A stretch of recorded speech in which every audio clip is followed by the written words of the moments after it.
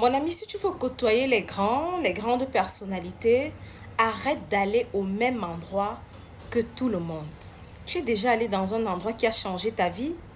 Il y a des endroits que tu dois absolument côtoyer si tu veux changer ta vie. Et ce n'est pas une question de chance, mais plutôt une question de stratégie. Les grandes personnalités ne passent pas leur temps dans les mêmes endroits que tout le monde. Dans les bars, dans les restaurants du quartier, dans les petites buvettes, dans les tournes d'eau, comme on dit au Cameroun.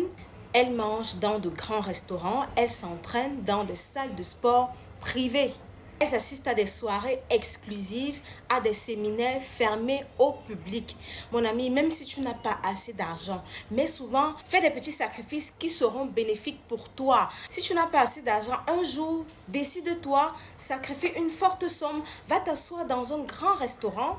N'y va pas pour te faire courtiser ou pour te faire draguer. Non, vas-y pour saisir les opportunités. Parce que étant là-bas, tu peux rencontrer un directeur général, tu peux rencontrer un PDG, tu peux rencontrer une grande personne qui va changer ta vie. Pas pour te faire draguer, je suis contre ça, mais pour saisir les opportunités. Tu rencontres un directeur général dans un grand restaurant, tu lui parles de ton projet, tu lui dis que tu souhaites bénéficier d'un accompagnement.